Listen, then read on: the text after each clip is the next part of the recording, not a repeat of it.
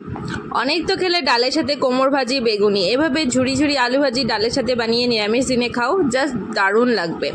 নমস্কার বন্ধুরা, আমি মমিদাস ব্লগ থেকে আমি ঝুড়ি ঝুড়ি আলু ভাজি রেসিপি নিয়ে চলে এসেছি। ওটার জন্য দুটো আলুকে আমি ভালো করে পিল আপ করে ধুয়ে নিয়েছি, ধুয়ে গ্রেটারের সাথে গ্রেট করে আমি ওটাও আবার 3 থেকে 4 বার ধুয়ে নিয়েছি।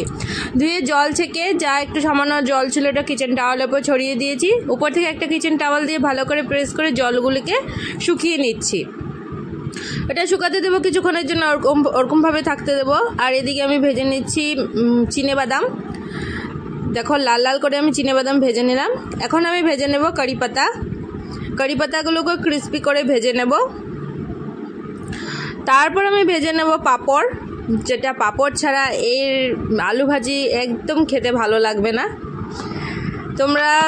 আমি 3 থেকে 4টা পাঁপড় ভেজে নিচ্ছি। তোমরা যার যেমন ইচ্ছে ওরকম করে পাঁপড় ভেজে নিতে পারো, কম বেশি করতেই পারো তোমরা। দেখো পাঁপড়গুলোকে ভালো করে ভেজে আমি ছেঁকে নিচ্ছি। এখন আমি ভেজে নেব আলুগুলো সব একসাথে দেবো না, একটু একটু করে দেব, কারণ একসাথে সব আলু দিলে আলুগুলো সফট হয়ে যাবে। আর আলুগুলোতে আগে থেকে কোনো নুন ইউজ করিনি, আমি নুন ছাড়াই ভেজে নিচ্ছি। দেখো ক্রিস্পি হয়ে গেছে আলু ভাজিগুলো। এরকম করে একটু একটু করে সব আলু ভাজিগুলো ভেজে নেব। এখন আমি ভেজে নিচ্ছি কাঁচা লঙ্কাকে একটু চিড়ে নিয়েছি যাতে এটা না ফাটে।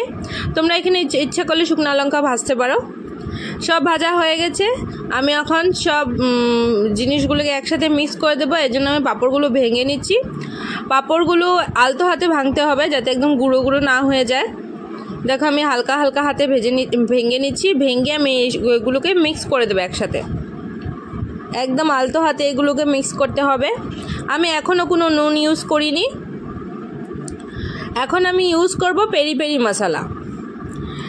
পেরি পেরি মশলা যদি তোমাদের না থাকে তোমরা তাহলে এখানে চাট মশলা ইউজ করতে পারো, না হলে সিম্পল নুন ইউজ করতে পারো। আমার ছিল এই জন্য আমি ইউজ করেছি। দেখো কি ক্রিস্পি হয়েছে, সাউন্ড শুনলেই বুঝতে পারবে তোমরা। নিরামিষ দিনে এরকম ডালের সাথে ঝুড়ি আলু ভাজি খেয়ে আমাকে কমেন্ট করে জানাবে কার কেমন লেগেছে। আমার তো খুব দারুণ লাগে, আর আমি তোমাদের কমেন্টে অপেক্ষায় থাকবো।